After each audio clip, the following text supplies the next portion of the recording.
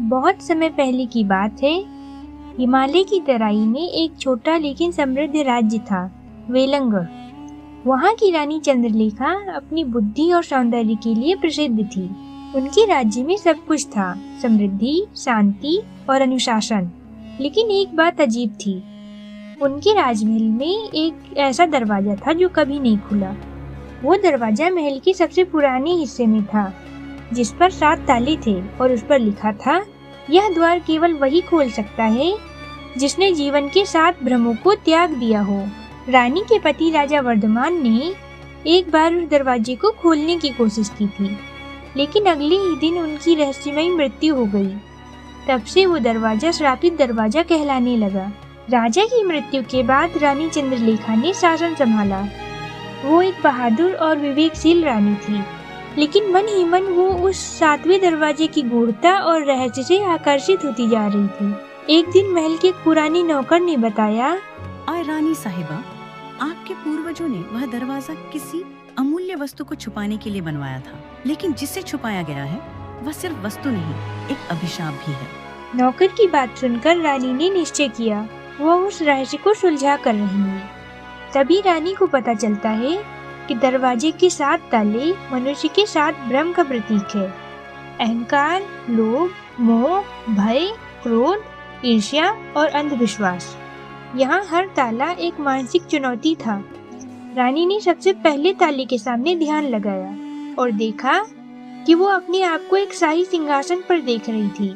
उनकी प्रजा सामने झुकी हुई और हाथ जोड़कर उनकी प्रशंसा कर रही थी। लेकिन तभी एक आवाज आई, क्या तू बिना सिंहासन के कुछ नहीं? रानी ने मुस्कुराते हुए सिंहासन छोड़ दिया। तभी पहला ताला खुल गया। एक एक करके रानी ने सभी मानसिक भ्रमों से लड़ाई की।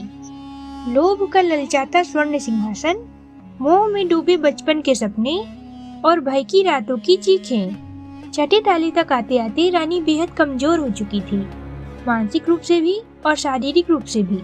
लेकिन अंतिम ताले को खोलना सबसे कठिन था और उसका नाम था अंधविश्वास। 7वें ताले के सामने रानी को एक दृश्य दिखा। उनके पति राजा वर्धमान जिंदा हैं और कहते हैं, मत खोलो इस दरवाजे को चंद्रलेखा, यही हमारे कुल की रक्षा है। अगर ये खुला तो सब नष्ट हो जाएगा। रानी के मन में द्वंद्व था, क्या ये वास्तव में राजा है या बस अंधविश्वास का भ्रम? वो कांपते हाथों से बोली, मैं सत्य की खोज में हूँ, डर की नहीं। और तभी रानी के ऐसा कहते ही 7वां ताला खुल गया। दरवाजा खुला और अंदर एक शीशे का कमरा था। वहाँ एक संगमरमर का पुतला भी था, वो बहु रानी जैसा, और साथ में एक पुरानी किताब रखी थी और जिसमें लिखा था, वो जो स्वयं को पहचान ले वो राजा रानी की नहीं बल्कि युगों की रचना करता है। रानी की आंखों से आंसू निकल पड़े। वो समझ चुकी थी कि सच्ची शक्ति शाही वस्त्रों में नहीं बल्कि स्वयं के भ्रम तोड़ने में है। उस दिन के बाद से रानी ने सत्ता त्याग दी और कहीं गुमनाम हो गई। कुछ कहते हैं कि उन्होंने हिमालय में एक आश्रम बनाया और कुछ कहते हैं कि वो फिर कभी नहीं देखी गई। लेकिन वेलंगढ़ के महल में आज भी वो 7वां दरवाजा फिर से बंद है और कोई नहीं जानता क्या वो फिर खुलेगा।